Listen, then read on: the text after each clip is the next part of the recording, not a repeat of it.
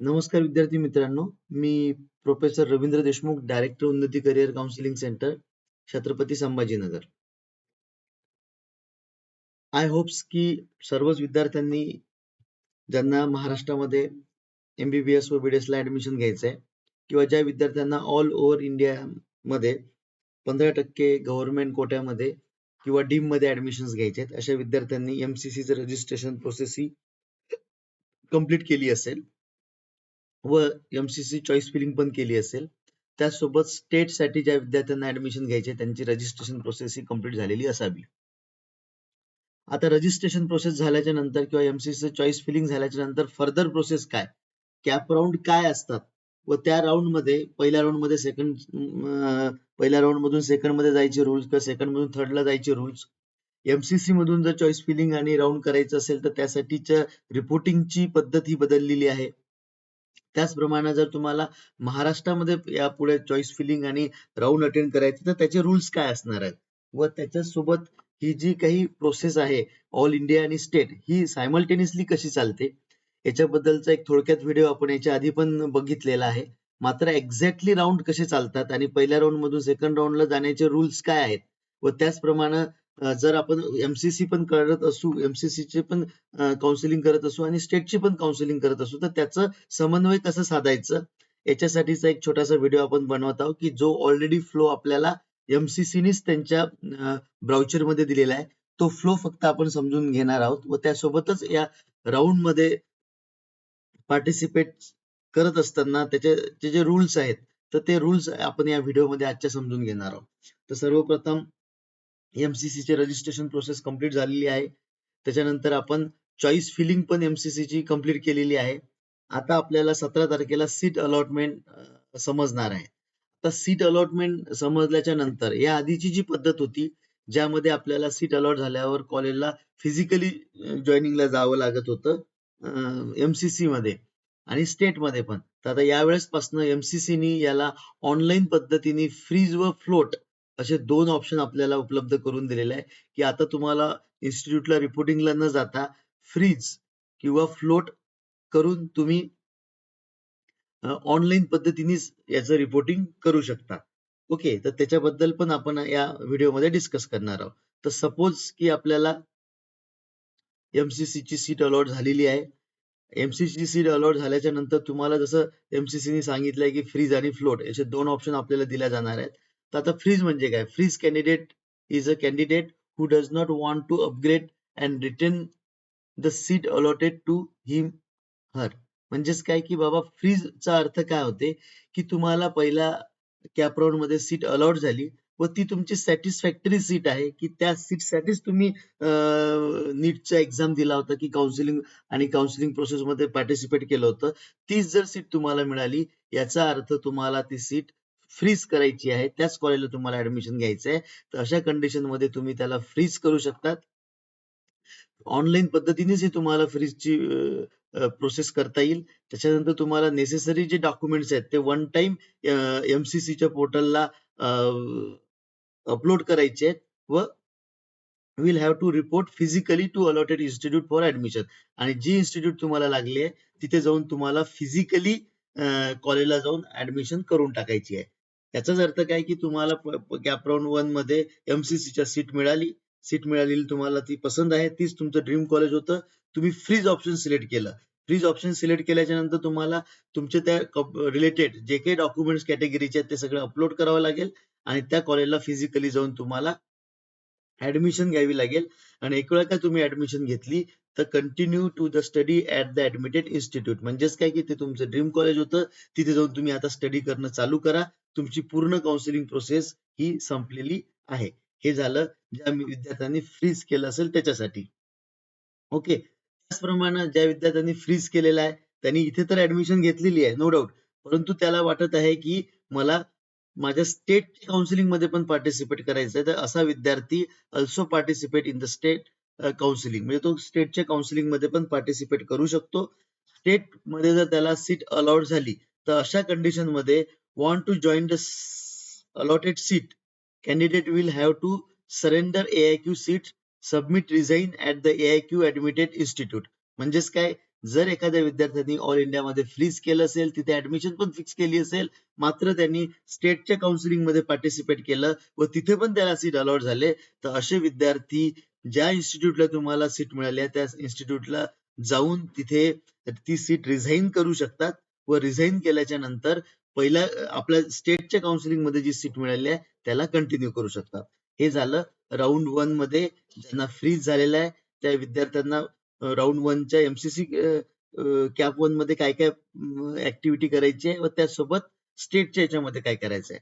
आता आपण बघूया की असे विद्यार्थी की ज्यांना सीट अलॉट झालेला आहे मात्र त्यांना ती सीट आवडली नाही किंवा त्यांना बेटरमेंटसाठी जायचं आहे. बेटरमेंट म्हणजेच आपण त्याला फ्लोट म्हणतो. तर float candidate is a candidate who give willingness for upgrade for next round throughout online mode. म्हणजे आता ज्या विद्यार्थ्यांना जे कॉलेज मिळालं ते आवडलं नाही आहे, त्यांनी त्याला फ्लोट किंवा बेटरमेंट केलेलं आहे, तर अशा विद्यार्थ्यांना ऑनलाईन मोड मध्येच त्याला फ्लोट ऑप्शन सिलेक्ट करायचं आहे. त्याच्यानंतर necessary one time upload of clear soft copy of documents on MCC portal. त्यांना सर्व डॉक्युमेंट्स त्याच्यात अपलोड करून टाकायचे आहे. Can perform online joining at the institute and generate provisional allotment letter. अशा विद्यार्थ्यांना ऑनलाईनच रिपोर्टिंग इन्स्टिट्यूटची द्यायची आहे व तुमचं जे काही ऍडमिशन लेटर आहे ते ऑनलाईन पद्धतीनेच तुम्हाला मिळेल.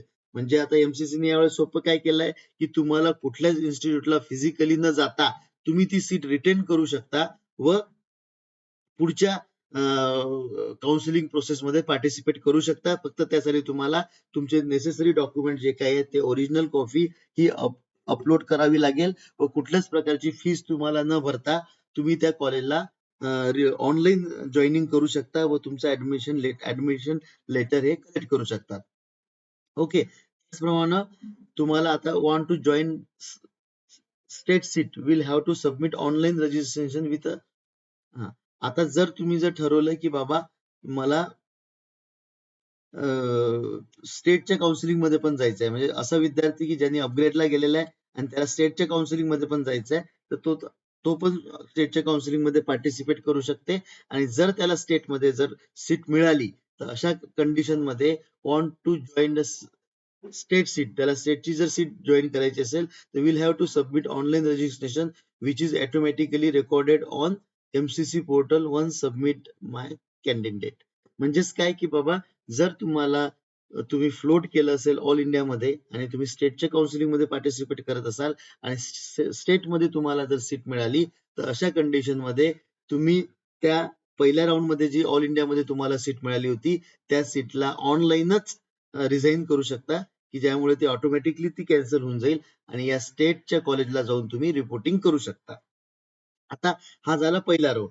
त्या पहिल्या राऊंडचे अजून काही नियम आहेत ते म्हणजे कोणते, किंवा पहिल्या राऊंड मध्ये जर तुम्ही पार्टिसिपेट करत आहात आणि तुम्हाला कुठली पण सीट जर मिळाली असेल आणि ती तुम्हाला घ्यायची नसेल तर तुम्ही त्या पद्धतीने पण न तिथे रिपोर्टिंग करता किंवा न तिथे ऑनलाईन रिपोर्टिंग करता ती सीट फ्री एक्झिट करू शकता की ज्याच्यामुळे तुम्ही सेकंड राऊंड साठी इलिजिबल असणार आहात. मात्र सेकंड राऊंड मध्ये जर तुम्हाला कुठली सीट मिळाली आणि ती जर तुम्ही नाही घेतली तर तुमचे पैसे हे फोरफिट होऊ शकतात.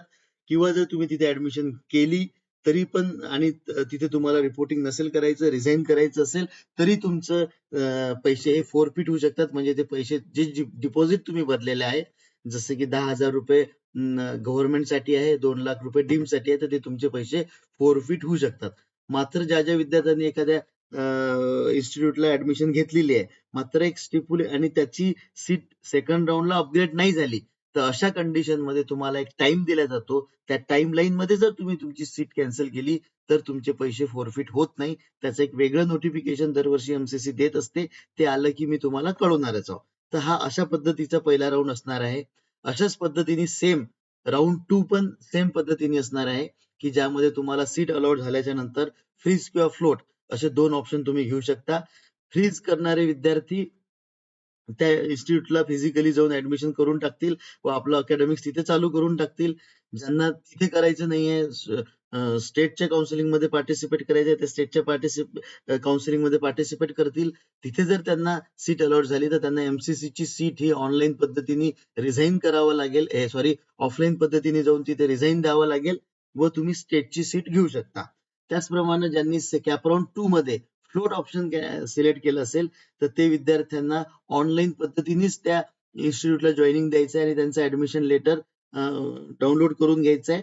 आणि जर तुम्ही स्टेटमध्ये सेकंड कॅपराऊंड 2 ला पार्टिसिपेट केलं आणि तुम्हाला कॅपराऊंड 2 मध्ये सीट मिळाली, तर अशा वेळेस तुम्ही कॅपराऊंड 2 ला मिळालेली जी सीट आहे ती ऑनलाईन पद्धतीने रिझाईन करू शकता. मात्र तिथे तुमचे पैसे फोरफिट होतील आणि जर तुम्ही स्टिप्युलेटेड टाइम मध्ये केलं तर कदाचित ते पैसे वाचू पण शकतात. आणि त्याच्यानंतर तुम्ही कॅपराऊंड 2 मध्ये स्टेटमध्ये जर तुम्हाला सीट अलॉट झाली आहे तर तिथे जाऊन तुम्ही रिपोर्टिंग करू शकता. अशा पद्धतीने हा पहिला व सेकंड राऊंड आहे. थर्ड राऊंड हा कंपल्सरी राऊंड असतो की ज्याच्यामध्ये तुम्हाला जर मिळाला सीट तर ती तुम्हाला घ्यावीच लागते. तर थर्ड राऊंड मध्ये तुम्ही जर सेपरेटली पण रजिस्ट्रेशन करू शकता. MCC ची चॉईस फिलिंग करताना तुम्हाला एक गोष्ट लक्षात घ्यायची आहे की तुम्ही प्रत्येक राऊंडला सेपरेट रजिस्ट्रेशन करू शकता, सेपरेट चॉईस फिलिंग करू शकता. आणि जर समजा तुम्ही कॅप राऊंड 1 मध्ये तुम्हाला कॉलेज मिळालं असेल आणि तिथे तुम्ही गेलाच नाहीत तरी तुम्ही कॅपराऊंड 2 मध्ये पार्टिसिपेट करू शकता. मात्र कॅपराऊंड 2 मध्ये तुम्हाला एखादी सीट मिळाली आणि ती तर तुम्ही घेतली नाही तर तुम्ही तुमचे पैसे फोरफिट होऊन तुम्ही या MCCच्या राऊंड मधनं बाहेर पडता. मात्र MCCच्या राऊंड मधनं बाहेर पडला आणि तुम्हाला परत कॅपराऊंड मध्ये यायचं असेल तर परत कॅपराऊंड 2 मध्ये तुम्ही रजिस्ट्रेशन करू शकता, चॉईस फिलिंग करू शकता व परत सीट तुमची अलॉट करून घेऊ शकता. हा कॅपराऊंड 3 मध्ये तुमचं हे आहे. मात्र जर तुम्हाला कॅपराऊंड 3 मध्ये सीट अलॉट झालं तर मात्र तुम्हाला ती सीट कंपल्सरी घ्यावी लागते. आता यासाठी कॅपराऊंड 3 मध्ये जर तुम्हाला सीट मिळाली तर त्यावेळेस काय काय ऑप्शन आहे तुमचं ते बघून घ्या. तर तुम्हाला ते फ्रीज ऑफ अलॉटमेंट सीट 3 चं तुम्हाला सीट ही कंपल्सरी तिथे ऍडमिशन घ्यायला जावं लागणार आहे.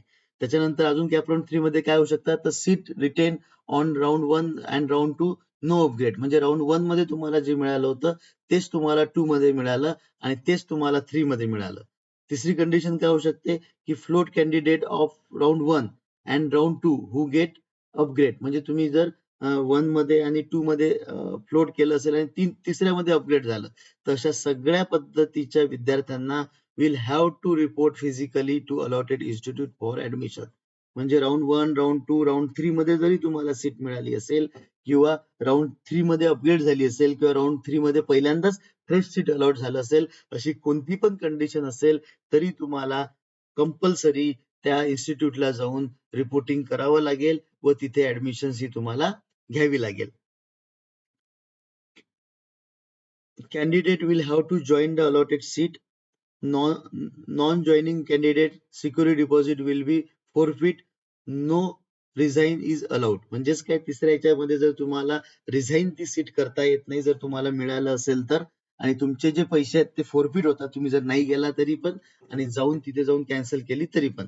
पण असे सर्वच विद्यार्थी जे थर्ड राऊंडला MCCच्या तिथे जाऊन रिपोर्टिंग केल्याच्या नंतर कॅन्सल करतील किंवा पहिले कॅन्सल करतील किंवा जाणार नाहीत असे सर्व विद्यार्थी MCCच्या पुढचे जे काही स्टे वॅकन्सी राऊंड होतील त्यासाठी इलिजिबल नसणार आहेत.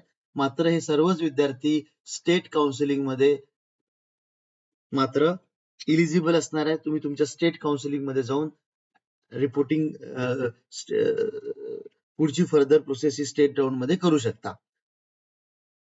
ओके, आता आपण बघणार flow chart for retain upgrade candidate. आता बघा हे आपल्याला समजून घ्यायचंय की राऊंड 1 मध्ये तुम्हाला सीट मिळालेली आहे. ओके, आता राऊंड 1 मध्ये जर तुम्हाला सीट मिळाली आहे तर तुमच्याकडे दोन चान्स आहे. Give willingness for upgrade yes or no. Okay, if no जर तुम्ही अपग्रेडला नो म्हटलं याचाच अर्थ तुम्हाला ती सीट फ्रीज करायची आहे आणि तुम्ही जर ती सीट फ्रीज केली तर तुम्हाला फिजिकली त्या इन्स्टिट्यूटला जाऊन रिपोर्टिंग करायचं आहे व तुमची ऍडमिशन कन्फर्म करायची आहे. आणि एक वेळा तुम्ही काय ही सीट कन्फर्म केली तर तुम्ही फर्दर जी काही MCCची काउन्सिलिंग प्रोसेस आहे त्याच्यामधनं तुम्ही बाहेर झालेला स्टेटच्या काउन्सिलिंगला तुम्ही जाऊ शकता. EPS म्हणजे तुम्ही जर अपग्रेडला येस केलं, फ्लोट कॅन्डिडेट म्हणजे आपण त्याला फ्लोट कॅन्डिडेट म्हणू, तर online document verification by the allotted institute. ती जी इन्स्टिट्यूट आहे ती तुमचं ऑनलाईन डॉक्युमेंट व्हेरिफिकेशन करेल जे की तुम्ही तुम्हाला दिलेल्या टाइम मध्ये ऑनलाईन पद्धतीने पोर्टलला ते डॉक्युमेंट्स अपलोड करणार आहात ते. ओके, आता तुम्हाला तुम्ही अपग्रेड केलं किंवा फ्लोट कॅन्डिडेट आहात, आता तुम्हाला राऊंड 2 मध्ये सीट अलॉटमेंट आली तर सेम तुम्ही फ्रेश अलॉटमेंट जर तुम्हाला मिळाली किंवा retain candidate for round 1 candidate upgraded in round 2 म्हणजे पहिल्या ह्याच्यात तुम्ही रिटर्न केलं होतं आणि राऊंड 2 मध्ये तुम्हाला अपग्रेड झालं, तर परत तुम्हाला विलिंगनेस द्यायचा आहे की तुम्हाला अपग्रेडला जायचं आहे की फ्रीज करायचं आहे. जर तुम्ही विलिंगनेस नो म्हटलं तर तुम्हाला फिजिकली राऊंड 2 च्या नंतर त्या कॉलेजला जाऊन तुमचं ऍडमिशन प्रोसेस ही कम्प्लीट करायची आहे व फर्दर एक वेळा का तुम्ही फ्रीज केलं तर तुम्ही फर्दर काउन्सिलिंग प्रोसेसमध्ये पार्टिसिपेशन घेऊ शकत नाही. तेच कॉलेज तुमचं फायनल असते एमसीसी साठी. परत तुम्ही स्टेटमध्ये तुमची काउन्सिलिंग प्रोसेस करू शकता. त्याचप्रमाणे ज्यांनी अपग्रेड केलं असेल सेकंड राऊंडला तर willing for upgrade in round 3 online पद्धतीने हे सगळं करायचं आहे. राऊंड 3 मध्ये तुम्हाला सीट अलॉट होऊ शकते व राऊंड 3 मध्ये मात्र झाल्याच्या नंतर no upgrade earlier seat for 1 and 2 जर असेल तुमचं तेच राहिलं असेल किंवा फ्रेश जरी राहिलं असेल तरी तुम्हाला त्या इन्स्टिट्यूटला जाऊन फिजिकली जॉईनिंग रिपोर्ट द्यावा लागतो व तुमची काउन्सिलिंग प्रोसेस तिथे संपून जाते. त्याचप्रमाणे जर फ्रेश अलॉटमेंट किंवा upgrade candidate reported to the allotment institute म्हणजे कॅप राऊंड 3 मध्ये तुम्हाला फ्रेश ऑप्शन मिळालं असेल तरी जावं लागेल. पहिलं अर्लियर ऑप्शन तुमचे आले असतील तरी तुम्हाला त्या इन्स्टिट्यूटला जाऊन रिपोर्टिंग करावं लागेल व फर्दर कुठल्याच काउन्सिलिंग प्रोसेससाठी एमसीसीच्या तुम्ही इलिजिबल नसणार आहात. त्याच्यानंतर स्टे व्हॅकन्सी राऊंड हा चालू असतो. ज्या विद्यार्थ्यांना सीटच मिळाली नाही ते स्टे व्हॅकन्सी राऊंडला पार्टिसिपेट करू शकतात. आता परत लक्षात घ्या की जे थर्ड राऊंडला ज्या विद्यार्थ्यांना सीट मिळेल तर असे विद्यार्थी स्टे व्हॅकन्सी राऊंडला जाऊ शकत नाहीत. मात्र जर तुम्हाला फर्स्ट अँड 2 या दोन पैकी कुठल्या राऊंडला जर सीट मिळाली असेल आणि ती तुम्ही घेतली नाही, सोडून दिली किंवा काही पण केली तर असे विद्यार्थी स्टे व्हॅकन्सीला परत रजिस्ट्रेशन करू शकतात व एमसीसीच्या राऊंड मध्ये पार्टिसिपेट करू शकतात. आता असे विद्यार्थी की ज्यांना फर्स्ट 2 आणि 3 अशा तिन्ही राऊंड मध्ये कुठल्या पण प्रकारची सीट मिळाली असेल व त्यांनी ती रिझाईन केली असतील तर ते विद्यार्थी स्टेटसाठी इलिजिबल आहेत व स्टेट काउन्सिलिंग मध्ये ते जाऊ शकतात.